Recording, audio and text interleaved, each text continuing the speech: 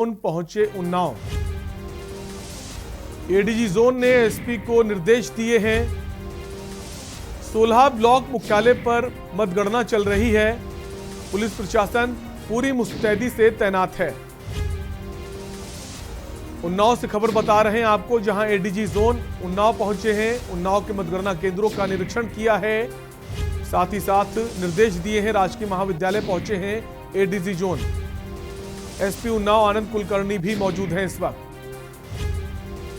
ADG zone Unnao पहुंचे, जहां उन्होंने मतगणना केंद्रों का निरीक्षण किया और एडीजी जोन ने एसपी को निर्देश दिए हैं। 16 ब्लॉक मुख्यालय पर इस वक्त मतगणना चल रही है। पुलिस प्रशासन पूरी तरह से मुस्तैद है। एडीजी जोन ने एसपी को निर्देशित किया है किसी भी तरह की खामी मतगणना में ना देखने को मिले। इसी बीच एक और बड़ी खबर बरेली से आ रही है। बरेली में त्रिस्तरीय पंचायत चुनाव की मतगणना जारी है। कुल 15 ब्लॉक पर मतगणना प्रक्रिया चल रही है। कोविड प्रोटोकॉल की धज्जियां उड़ाई जा रही हैं। बरेली से आपको खबर बता रहे हैं, पुलिस प्रशासन फेल नजर आ रहा है। त्रिस्तरीय पंचायत चुनाव की मतगणना चल रही, कुल 15 ब्लॉक पर यह मतगणना हो रही है, लेकिन जो कोविड प्रोटोकॉल है वो फॉलो नहीं किया जा रहा है। प्रशासन की लापरवाही साफ देखी जा सकती है। लोगों के में जो सोशल डिस्टेंस को लेकर कोई भी नियम का पालन नहीं किया जा रहा। बरेली से आपको खबर बता रहे हैं, जहां मतगणना चल रही लेकिन कोविड प्रोटोकॉल की धज्जियां उड़ाई जा रही हैं। वहीं पुलिस प्रशासन की बात करें तो प्रशासन पूरी तरह से लापरवाह नजर आ रहा है।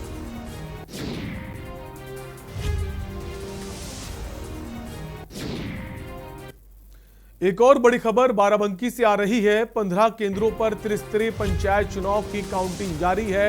मतगणना स्थलों पर नहीं हो रहा है कोविड गाइडलाइन का पालन। मतगणना स्थलों पर प्रत्याशी और उनके एजेंटों का हुजूम उमड़ पड़ा है। भीड़ बढ़ती जा रही है, लेकिन प्रशासन की जो भूमिका है वो नदारद नजर आ रही है। लापरवाही बरती जा रही है प्रशासन की तरफ से। किसी भी तरह से सोशल डिस्टेंसिंग का पालन नहीं किया जा रहा है। कर्मचारियों की भी जो जान है वो आफत में पड़ी हुई है। कोई भी अधिकारी व्यवस्था को दुरुस्त नहीं कर पा रहा है। बाराबंकी से आपको खबर बता रहे हैं, जहां मतगणना हो रही है और जो पुलिसकर्मी हैं वो आराम से कुर्सी पर आराम फरमाते नजर आ रहे हैं।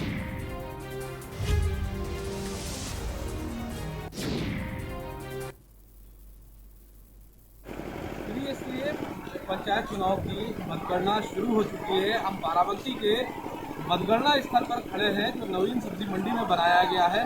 यहाँ पर ग्राम पंचायत बीडीसी और डीवीसी के भाग्य का फैसला इन मत पेटियों में बंद है। आज इनका भाग्य का फैसला आना है। कौन इस छोटे से चुनाव का मुखिया बनेगा, ये आज आने वाला वक्त बताएगा। बाराबंकी से के न्यूज़ के लिए रजिश। एक और बड़ी खबर मिर्जापुर से आ रही है। जिले में पंचायत चुनाव के लिए मतगणना जारी है। मिर्जापुर के 12 ब्लॉक में प्रधान पद के लिए 809 प्रत्याशी मैदान में हैं। सदस्य ग्राम पंचायत पद के भी प्रत्याशी सदस्य क्षेत्र पंचायत के लिए 1092 हैं। मिर्जापुर के 12 ब्लॉक में प्रधान पद के लिए 809 प्रत्याशी हैं। सदस्य जिला पंचायत के लिए 44 पदों पर गिनती जारी है। मतगणना में कोरोना नियमों की धज्जियां उड़ाई जा रही हैं। लगातार भीड़ बढ़ती जा रही है। कोविड के जो गाइडलाइन के नियम हैं उनका पालन नहीं किया जा रहा। जिले में पंचायत चुनाव के लिए मतगणना जारी है, लेकिन जिस तरह से भीड़ बढ़ी हुई है, सोशल डिस्टेंसिंग की धज्जियां उड़ाई जा रही हैं। जो कोविड की गाइडलाइन है उनको फॉलो नहीं किया जा रहा। मिर्जापुर की खबर बता रहे हैं आपको, जहां पर लगातार मतगणना स्थल पर भीड़ बढ़ती जा रही है। लोग एक दूसरे से सट कर खड़े हैं, चिपक कर खड़े हैं। कोई सोशल डिस्टेंस नजर नहीं आ रहा। एक और बड़ी खबर मथुरा से आ रही है, जहां त्रिस्तरीय पंचायत चुनाव की मतगणना जारी है। मतगणना केंद्र पर प्रत्याशी समर्थकों का हुजूम लगा हुआ है। प्रशासन की मौजूदगी में गाइडलाइन जो है उनको फॉलो नहीं किया जा रहा। तहसील गोवर्धन इलाके के डीएम कॉलेज में मतगणना चल रही है। मथुरा से खबर बता रहे हैं आपको, जहां पर प्रत्याशियों के समर्थकों का हुजूम देखने को मिल रहा है। सोशल डिस्टेंसिंग की धज्जियां उड़ाई जा रही हैं और प्रशासन लापरवाह नजर आ रहा है। मथुरा से खबर बता रहे हैं आपको, जहां त्रिस्तरीय पंचायत चुनाव की मतगणना चल रही है। एक और बड़ी खबर अयोध्या से आ रही है। रुदौली में जारी वोटों की गिनती। अयोध्या के मवई विकास खंड में मतगणना जारी है। मवई ब्लॉक के SMC ग्राम सभा की मतगणना चल रही है। त्रिस्तरीय पंचायत चुनाव के आज नतीजे आएंगे। रुदौली में वोटों की गिनती जारी है।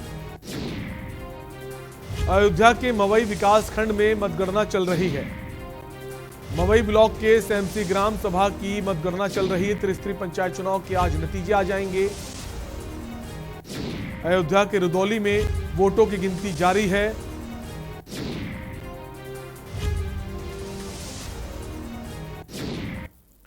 एक और बड़ी खबर कानपुर देहात से आ रही है।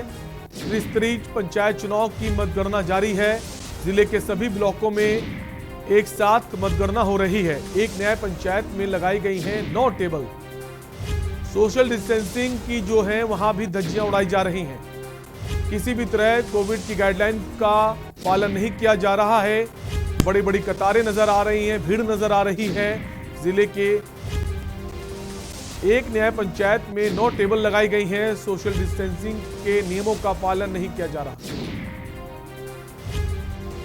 ये कानपुर देहात के घाटमपुर की तस्वीरें आप देख रहे हैं, जहां पर जो कोविड गाइडलाइन है उनका पालन नहीं किया जा रहा है। भीड़ लगातार बढ़ती जा रही है और पुलिस प्रशासन की लापरवाही देखी जा रही है।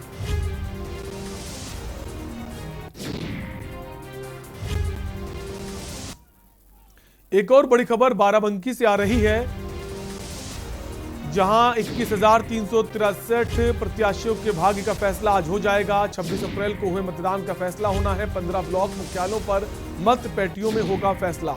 मतगणना को लेकर प्रशासन की पुख्ता तैयारियां हैं। मतगणना स्थलों पर CCTV लगाए गए हैं। सभी मतगणना स्थलों पर पुलिस बल तैनात है। कोरोना को देखते हुए जुलूस निकालने पर रोक लगी हुई है। 21,363 प्रत्याशियों के भाग्य का फैसला आज हो जाएगा।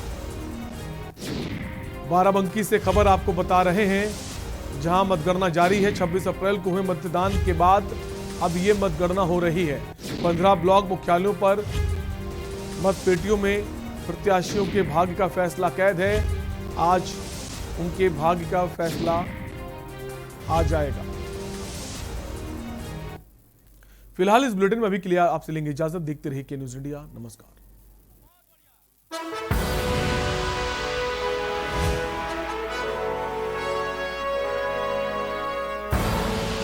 आप देख रहे हैं के न्यूज़, खबरों का सारथी।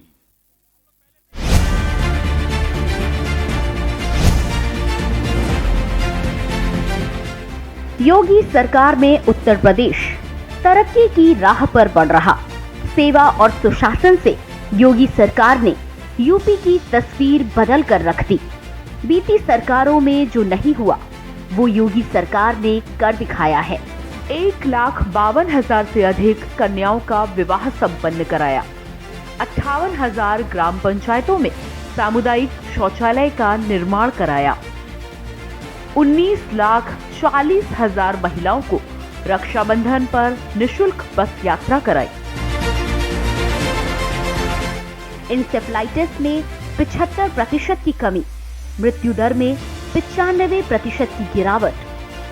निवेशकों को SGST से 200 से 300% तक की छूट। जेवर, कुशीनगर और अयोध्या में अंतर्राष्ट्रीय एयरपोर्ट। गोरखपुर में पूर्वांचल के पहले चिड़ियाघर का निर्माण।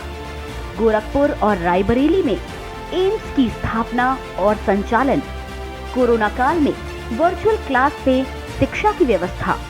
ट्रांसफार्मर खराब होने की स्थिति में 24 घंटे में सुधार को सेवा और सुशासन से योगी सरकार ने मुमकिन कर दिखाया है। सेवा और सुशासन के 4 साल। पर ये दिल है कि चख रहा है उन्हीं अल्फाजों का नूर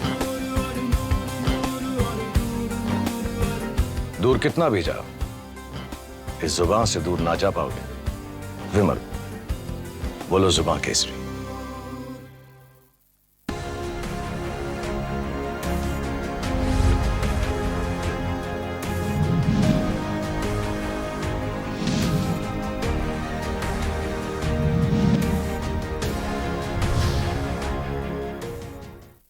नमस्कार, आप देख रहे हैं हमारा उत्तराखंड। मैं हूं आपके साथ शैलेंद्र चौहान। बुलेटिन की शुरुआत करेंगे उससे पहले एक नजर इस वक्त की हेडलाइंस पर। विवाह समारोह में अब अधिकतम 25 को ही अनुमति। सीएम राहत कोष में आशा कार्यकर्तियों को मिलेगी प्रोत्साहन राशि।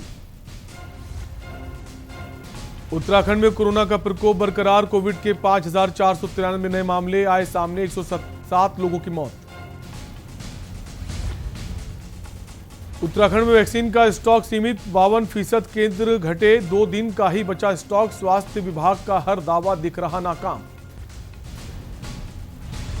आज होगा सल्ट के सियासी संग्राम का फैसला। पिछले 3 चुनाव में सबसे कम मतदान। प्रत्याशियों का फैसला मतपेटिका में बंद। वक्फ बोर्ड ने कलियर की तीनों दरगाह को किया बंद। कोरोना संक्रमण के मद्देनजर लिया गया फैसला। 324 योद्धाओं ने कोरोना को दी मात। वैक्सीनेशन जारी। तेजी से बढ़ रहा स्वास्थ्य लोगों का अनुपात। आप देख रहे हैं के न्यूज, खबरों का सारथी। उधम सिंह नगर में पुलिस महकमे में उस वक्त हड़कंप मच गया जिस वक्त एक लाइव मारपीट की वीडियो वायरल हो गई। वीडियो वायरल होने के बाद पुलिस हरकत में आई और मुकदमा दर्ज कर जांच में जुट गई है। ये पूरी घटना गदरपुर थाना क्षेत्र के ग्राम झगड़पुरी की है, जहां पैसे के लेन देन का झगड़ा महाभारत में बदल गया। हालांकि झगड़ा शुक्रवार शाम 30 अप्रैल का बताया जा रहा है और ये पूरी घटना का वीडियो लोगों द्वारा मोबाइल में कैद कर लिया गया। आपको बता दें कि उधम सिंह नगर के ग्राम झगड़पुरी में पैसे के लेन देन को लेकर झगड़ा हो गया। ये मामूली झगड़ा इतना बढ़ गया कि जिसने महाभारत का रूप ले लिया। आप तस्वीरों में साफ तौर पर देख सकते हैं कि किस तरह से लाठी डंडे चल रहे हैं। दोनों पक्ष एक दूसरे के खून के प्यासे हो रहे हैं।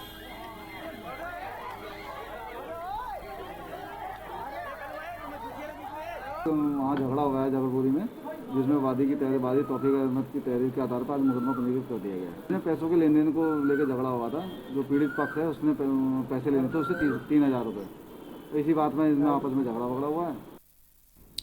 उत्तराखंड प्रदेश में कोरोना संक्रमित की संख्या तेजी के साथ बढ़ती जा रही है। अस्पतालों में मरीजों को भर्ती करने के लिए बेड उपलब्ध नहीं हो पा रहे, तो वहीं अधिकांश मरीज ऑक्सीजन की कमी से अस्पतालों के बाहर ही अपना दम तोड़ रहे हैं। जबकि प्रदेश सरकार प्रदेश में ऑक्सीजन सप्लाई भरपूर होने की बात कह रही है, लेकिन अधिकांश ऑक्सीजन प्लांट पर निजी अस्पताल के डॉक्टर भी ऑक्सीजन सप्लाई के लिए चक्कर काटते नजर आ रहे हैं।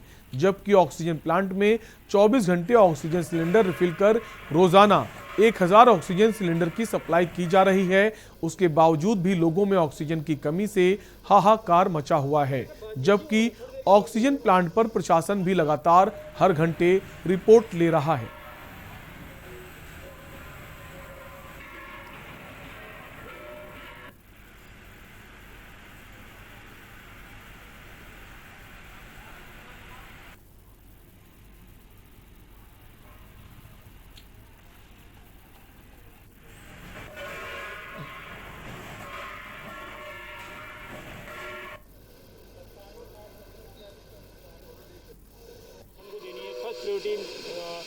टॉप प्रायोरिटी जो है उत्तराखंड को देनी है, तो उस बेसिस से हम काम भी कर रहे हैं। हमारे वेंडर भी जो है हमारे साथ जो जुड़े हुए हैं वो ऑलरेडी लोकल हॉस्पिटल जो है उनको सप्लाई कर रहे हैं।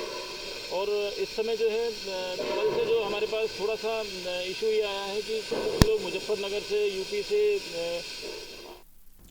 हरिद्वार के जिलाधिकारी सी रविशंकर और पतंजलि योगपीठ के आचार्य बालकृष्ण के साथ मिला नियंत्रण सभागार में पतंजलि और सरकार के सहयोग से बेस्ट चिकित्सालय कुंभ मेला और बाबा बर्फानी चिकित्सालय दूधाधारी के संचालन किए जाने को लेकर बैठक हुई, जिसमें संयुक्त संसाधन और सेवाओं से चिकित्सालय संचालन के लिए अनुबंध पर विचार विमर्श करते हुए पतंजलि की ओर से स्टाफ नर्स, आयुर्वेद चिकित्सक, योग प्रशिक्षक, भोजन व चिकित्सक व स्टाफ के लिए आवासीय सुविधा सहित अन्य सेवाओं पर सहमति बनी। वहीं जिला प्रशासन की ओर से अन्य DCHC, DHC की तरफ से सभी सेवाएं संसाधन उपलब्ध कराए जाएंगे। पतंजलि के साथ एक मीटिंग किया गया है, उनके साथ एक एग्रीमेंट हो रहा है कि हमारा देश hospital and Baba Barfani hospital को ये हमारा गवर्नमेंट ऑफ उत्तराखंड के साथ जो है एसोसिएशन में उसको चलाने के लिए एक एग्रीमेंट बना है। इसमें कोशिश करेंगे कि 1-2 दिन के भीतर ये चालू हो जाएगा। वो शुरुआत में हम लोग उसको DCHC के रूप में चालू करना चाह रहे हैं, बहुत जल्दी ये भी DCH बन जाएगा। का मतलब जो है क्रिटिकल केयर फैसिलिटीज़ वहाँ पे भी शुरू हो जाएगा। शुरुआती तौर पर जो है ऑक्सीजन सपोर्टेड बेड्स के साथ हम इसको शुरू कर रहे हैं। धीरे धीरे जो है जो टेक्नीशियंस जो ट्रेनिंग मिल जाएंगे, उसके बाद जो है वो वेंटिलेटर सपोर्ट भी वहाँ पे मिलेगा। खबर बेरीनाग से है। कैबिनेट मंत्री बिशन सिंह चुफाल ने डीडी हार्ट CHC का निरीक्षण किया। वहां पर चल रहे कोरोना वैक्सीन की जानकारी लेने के साथ ही ऑक्सीजन सिलेंडर्स के बारे में डॉक्टरों से पता किया और कोरोना से बचाव के लिए किए जा रहे उपाय की जानकारी ली। कोविड वार्ड में मरीजों को दी जा रही सुविधा और रैपिड RT-PCR की रिपोर्ट की जानकारी ली। डॉक्टरों से कोविड के मरीजों को बेहतर उपचार करने के साथ हर सुविधा देने को कहा। इस मौके पर ब्लॉक प्रमुख कविता चुफाल सहित आदि लोग मौजूद रहे। पूरे जनपद में इसमें वैक्सीनेशन सेंटर 34 काम कर रहे हैं और 74 अभी प्रस्तावित है। इसलिए पूरे जनपद में 104 वैक्सीनेशन सेंटर काम करेंगे। बहुत जगह से अभी भी लोगों की मांग आई है कि हमारे क्षेत्र में भी यदि उस क्षेत्र में नेटवर्क होगा तो उस क्षेत्र में भी हमारे वैक्सीनेशन सेंटर बनाएंगे। उसका प्रस्ताव भी हम शासन को भेजेंगे। मेरा पूरे प्रदेशवासियों से भी और पूरे क्षेत्र के लोगों से भी निवेदन है कि भारत सरकार की जो गाइडलाइन है उनका पालन करें। कोरोना महामारी के दौर में ऑक्सीजन सिलेंडर की भारी किल्लत हो रही है। ऐसे में देहरादून की रायपुर विधानसभा क्षेत्र से विधायक उमेश शर्मा काऊ ने मिसाल पेश करते हुए 200 ऑक्सीजन सिलेंडर की व्यवस्था कर अस्पतालों को वितरण किए। वहीं इस दौरान के न्यूज संवाददाता ने विधायक उमेश शर्मा काऊ से बातचीत की।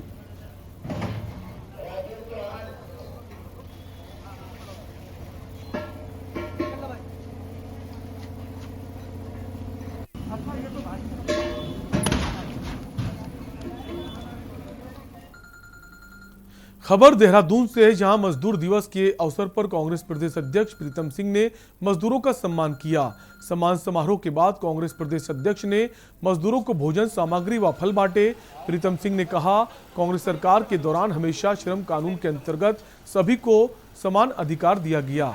विभिन्न जन कल्याणकारी योजनाएं बनाकर उनके हितों व जरूरतों की रक्षा का दायित्व निभाया गया।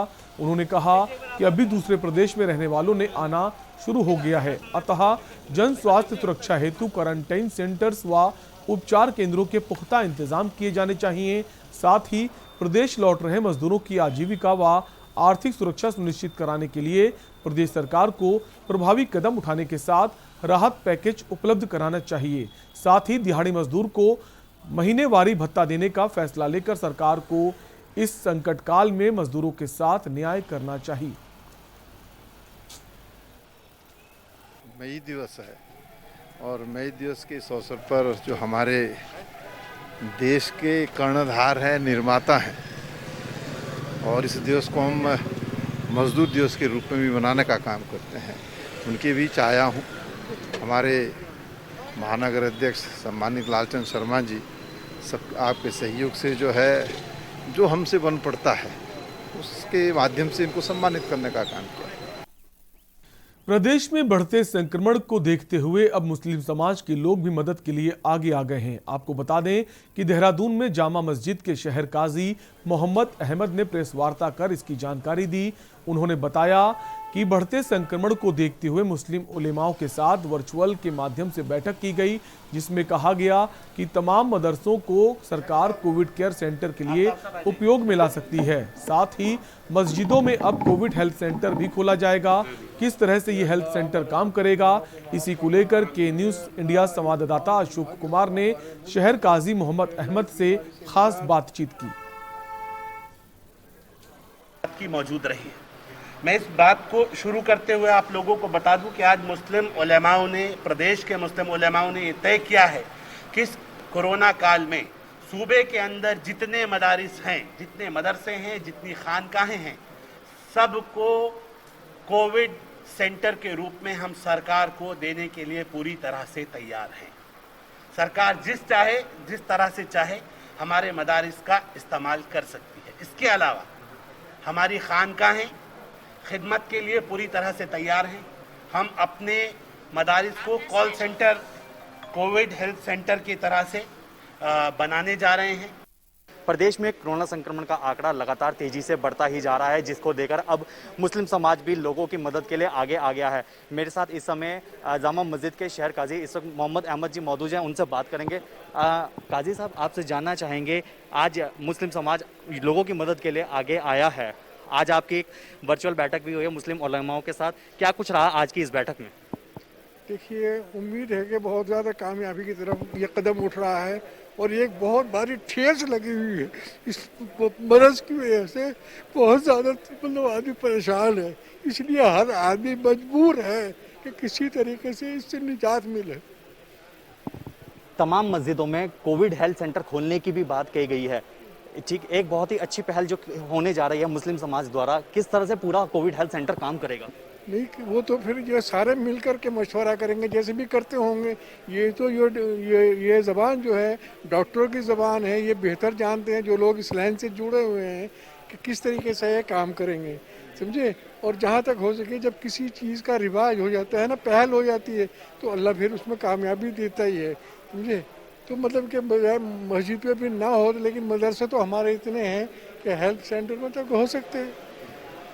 तो लगातार जिस तरह से प्रदेश में संक्रमण का आंकड़ा बढ़ता ही जा रहा है, जिसके चलते अब मुस्लिम समाज भी उतरकर लोगों की मदद के लिए सामने आ गया है और एक बहुत अच्छी पहल मुस्लिम समाज द्वारा यहाँ पर की जा रही है, जिसकी जितनी सराहना की जाए उतनी कम है।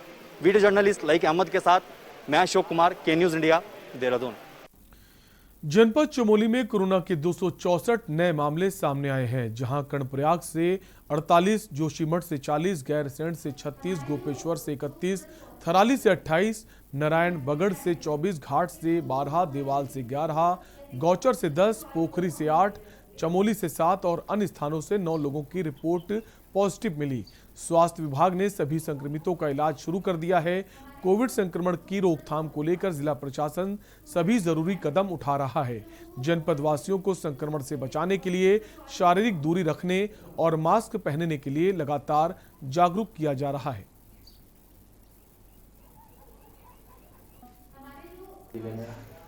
अभी फिलहाल 2 कोविड केयर सेंटर बना दिए गए हैं, जो पहली लहर में बनाए गए थे। इनमें से एक नया है, सिमली बेस अस्पताल की जो बिल्डिंग है उसमें कोविड सेंटर बनाया गया है। उससे पहले कालेश्वर के GMBN रेस्ट हाउस में हमने 36 बेडों की व्यवस्था की है। जिलाधिकारी महोदया ने परसों उसका निरीक्षण भी किया, सीएमओ साहब ने, और मैं भी उसमें मौजूद था। कोरोना काल में संक्रमण के इलाज के लिए रेमडेसिविर इंजेक्शंस की मांग बढ़ गई है। कोरोना संक्रमण के इलाज में रेमडेसिविर काफी सहायक साबित हो रहा है।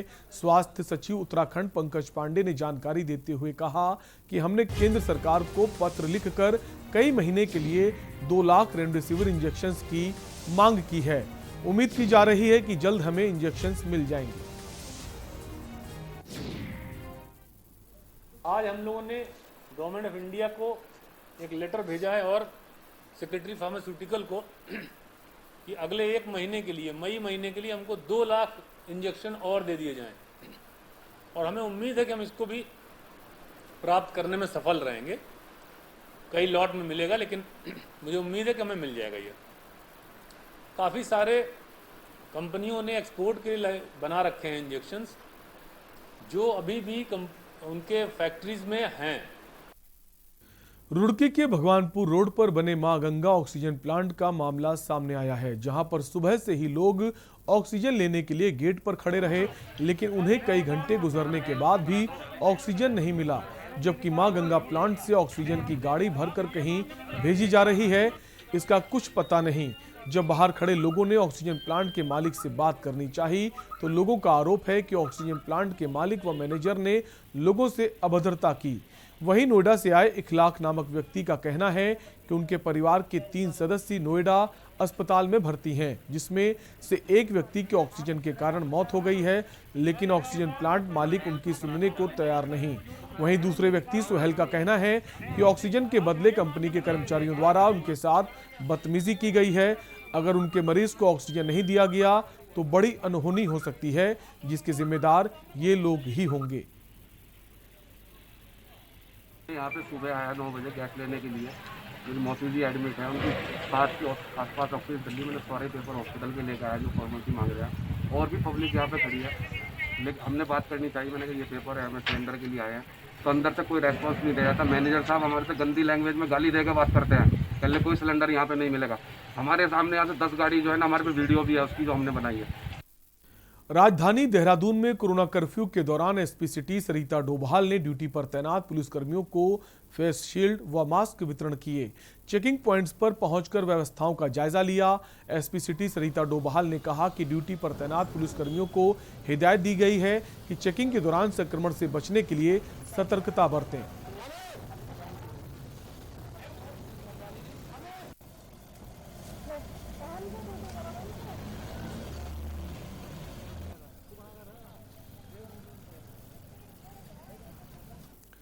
पिथौरागढ़ में एसडीएम अभय प्रताप सिंह और थाना अध्यक्ष सुशील जोशी ने क्षेत्र में लोगों को 2 दिनों तक पूर्ण लॉकडाउन का पालन करने और कोरोना के प्रति जागरूक रहने की अपील की।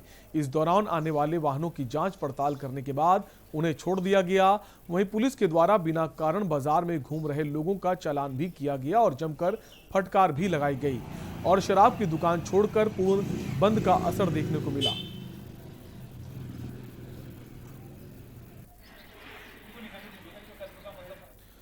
नगर निगम रुड़की की ओर से शहर को सैनिटाइज कराने के लिए झबरेड़ा नगर पंचायत से मंगवाई गई सैनिटाइजर मशीन चार्ली टोर्नाडो से शहर के सभी 40 वार्डों के सैनिटाइजेशन के कार्य शुरू हो गए हैं।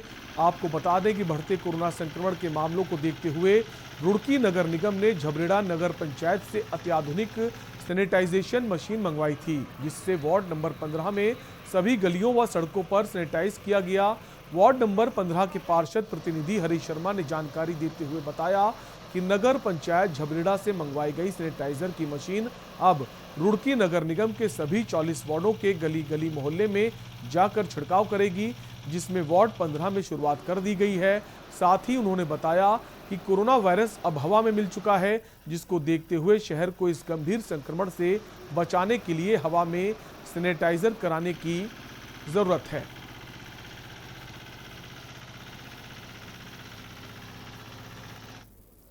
और वक्त है एक छोटे से ब्रेक का, फौरन लौटेंगे।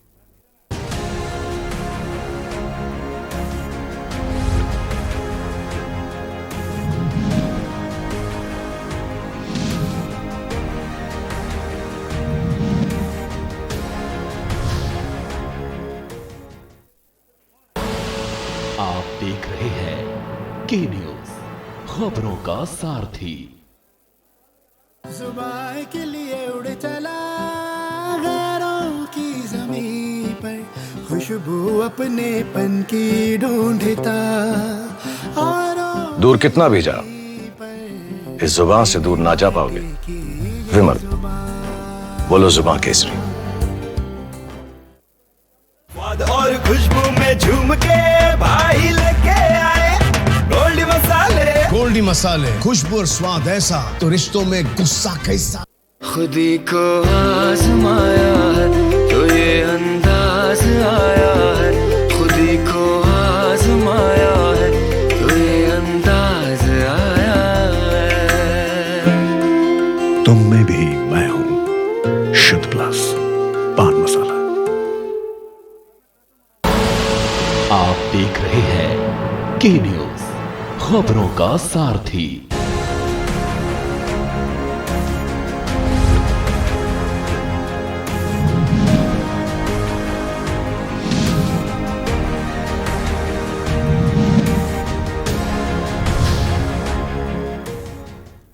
ब्रिक के बाद आपका स्वागत है। नैनीताल में पर्यटन की दृष्टि से मशहूर टिफिन टॉप में बीते दिनों बारिश के बाद भूस्खलन होने से वहां स्थित डोरोथी सीट के अस्तित्व पर खतरा पैदा हो गया। प्रकृति के सुंदरता निहारने के पर्यटकों के लिए बनाई गई डोरोथी सीट एक बोल्डर पर टिकी हुई है। यदि समय रहते भूस्खलन को रोकने के उपाय ना हुए तो डोरोथी सीट का अस्तित्व खत्म होने देर नहीं लगेगी। अयार पाटा की पहाड़ी पर स्थित ये स्थान समुद्र सतह से लगभग 7,500 फुट की ऊंचाई पर है, जहां से मौसम साफ होने पर न केवल नैनीताल बल्कि तराई का भी सुंदर नजारा देखने को मिलता है।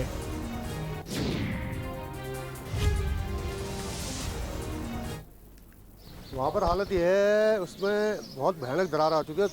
पहाड़ के मतलब 2 पार्ट हो चुके हैं, कभी भी खिसक सकता है।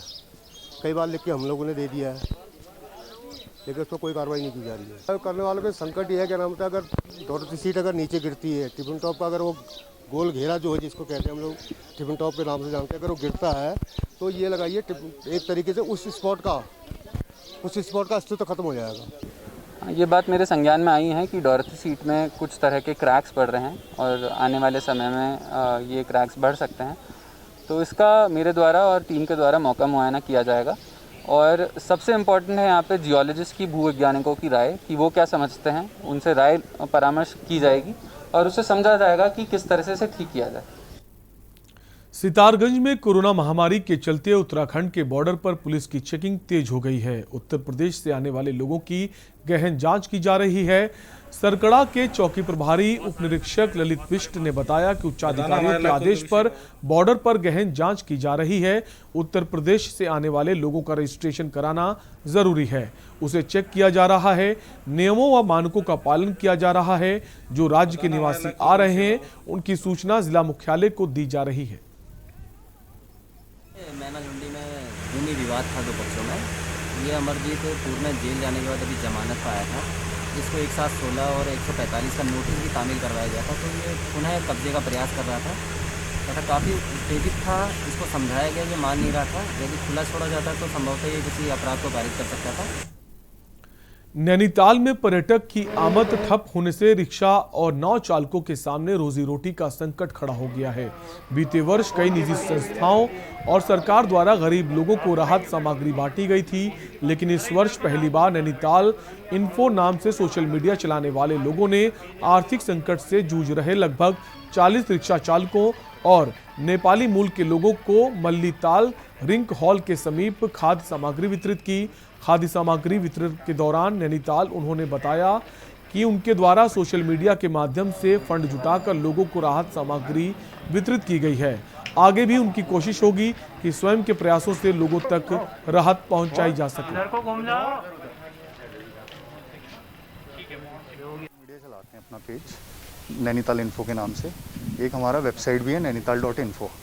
तो उसके माध्यम से हमने अपने जो फॉलोअर्स या यूज़र्स वगैरह हैं उनसे हमने अनुरोध किया था कि कुछ हमें मतलब अपने फंड्स दें जिससे हम गरीबों की मदद कर पाएँ, क्योंकि इस वक्त कोई किसी की मदद नहीं कर रहा। लास्ट ईयर तो सबने की थी, सब एक दूसरे को दे भी रहे थे, अनाज हो गया, किसी भी तरह की मदद। तो इस समय कोई नहीं कर रहा, तो हमने कहा एक और इनिशिएटिव लेते हैं और स्टार्ट करते हैं, तो लोग आगे भी आएंगे और मदद करना स्टार्ट करेंगे। पूरे देश के साथ साथ उत्तराखंड राज्य में भी कोरोना तेजी से अपने पैर पसार रहा है। राजधानी देहरादून में बीजेपी की स्टूडेंट विंग एबीवीपी के सदस्य द्वारा तथा कथित तौर पर कोरोना प्रोटोकॉल तोड़ने का मामला सामने आया है। कोरोना प्रोटोकॉल की धज्जियां उड़ाते हुए एबीवीपी के सदस्य पीपीई किट पहन के दून मेडिकल कॉलेज के कोविड वार्ड में भर्ती कोरोना मरीजों के बीच पहुंच गए और वहां उन्होंने इलाज करा रहे लोगों को उनके ऑक्सीजन पाइप हटाकर फलों का जूस पिलाया। ये जानते हुए भी ये नियम के खिलाफ है, बावजूद इसके कोरोना प्रोटोकॉल की धज्जियां उड़ाई गई। देखिए रिपोर्ट।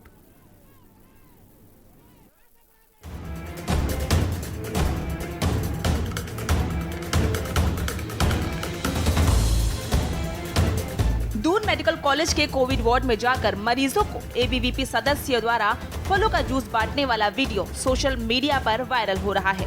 वीडियो में दिख रहा है कि वे वार्ड में इलाज करा रहे मरीजों के चेहरे पर लगी ऑक्सीजन की पाइप को निकालकर उन्हें पीने के लिए जूस का गिलास दे रहे हैं। खुद खा लेंगे भैया। अखिल भारतीय विद्यार्थी परिषद के राष्ट्रीय कार्यकारिणी के सदस्य विक्रम ने बताया कि हर दिन हॉस्पिटल स्टाफ कर्मचारी कोरोना से संक्रमित हो रहे हैं। इसको देखते हुए विद्यार्थी परिषद के कार्यकर्ताओं ने अस्पताल में आए लोगों का सहयोग करते हुए उनकी समस्याओं का निदान किया है। वहीं बीजेपी प्रदेश अध्यक्ष मदन कौशिक ने भी अपनी प्रतिक्रिया दी है। अपने यहाँ पे दून हॉस्पिटल के प्रशासन द्वारा हमें वॉलंटियर मांगे गए, जिसमें विद्यार्थी परिषद के 10 वॉलंटियर लगातार 6 दिनों से यहाँ पे सेवा का काम कर रहे हैं। हम PRO ऑफिस में कॉल रिसीव करने से अलावा जो टेस्टिंग हो रही है, उन टेस्टिंग पे उनको लाइन लगवाना, अपने जो लोग अपने पेशेंटों को भोजन देने आ रहे हैं उनको गेट का वहाँ पे भोजन एकत्र करना, उसके बाद उनको वहाँ के प्रशासन के जो आपके हॉस्पिटल प्रशासन के जो लोग हैं उनको वो भोजन वितरित करने के लिए हम लोग देते हैं। लगातार हम 6 दिन से यहाँ पे विभिन्न प्रकार की सेवाएं यहाँ पे दे रहे हैं विद्यार्थी परिषद देहरादून के कार्यकर्ता। कोई भी कार्यकर्ता हो, बीजेपी का हो या अन्य राजनीतिक दलों के हों, सामाजिक संगठनों के हों, जो कोविड का प्रोटोकॉल है उसका पालन करना ही चाहिए। केंद्रीय नेतृत्व ने उत्तराखंड राज्य में कोरोना के संक्रमण काल में कुछ बिंदुओं पर प्रदेश के संगठन को काम करने के लिए और इस प्रकार एक दिशा निर्देश दिए थे। वहीं दूसरी ओर इस पूरे घटनाक्रम पर कांग्रेस ने एक बार फिर राज्य सरकार को आड़े हाथों लिया है। कांग्रेस ने सत्ताधारी दल के छात्र संगठन ABVP पर आरोप लगाते हुए स्वास्थ्य विभाग व जिला प्रशासन पर जोरदार निशाना साधा। कांग्रेस का कहना है कि सत्ताधारी दल इस कोरोना में भी लोगों की जान की परवाह किए बगैर राजनीति करने में मशगूल है। कांग्रेस का सवाल है कि क्या अब राष्ट्रीय स्तर, राज्य स्तर व जिला स्तर पर कोविड-19 प्रोटोकॉल अब बदल गया है और क्या संक्रमित मरीज के पास अब कोई भी व्यक्ति उसकी तीमानदारी करने के लिए जा सकता है। और मैं कोविड अस्पताल में, कोविड वार्ड में नहीं गया, मैं कोविड के मरीज के पास नहीं गया, मैंने कोई प्रोटोकॉल का उल्लंघन नहीं किया। उसके बावजूद सरकार ने मुझको 28 दिन बंद कर दिया क्वारंटीन में, इसलिए कि मैं आवाज ना उठा पाऊं कुव्यवस्थाओं के खिलाफ। और आज आपकी पार्टी के लोग अस्पताल में, कोविड डेडिकेटेड हॉस्पिटल में, कोविड वार्ड में जाकर के कोविड से ग्रसित मरीज जिनका इलाज चल रहा है उनके पास जाकर के उनको खाना खिला रहे हैं, जूस पिला रहे हैं और फोटो खिंचवा रहे हैं। मैं समझता हूं जिला प्रशासन को, स्वास्थ्य विभाग को और प्रदेश की सरकार को इसको संज्ञान लेकर के तत्काल उन लोगों के खिलाफ कार्रवाई करनी चाहिए जो वहां गए थे, और उन लोगों के खिलाफ कार्रवाई करनी चाहिए थी जिन्होंने उनको वहां जाने के लिए परमिशन दी, अलाउ। संक्रमण के इस दौर में कोविड नियमों की धज्जियां उड़ाई जाने के बाद अब राजनीति गरमाने लगी है। हालात बद से बदतर हैं और उसके बाद नियमों का उल्लंघन और राजनीतिक बयानों का दौर निराशाजनक है। देहरादून से के न्यूज इंडिया के लिए अशोक कुमार की रिपोर्ट।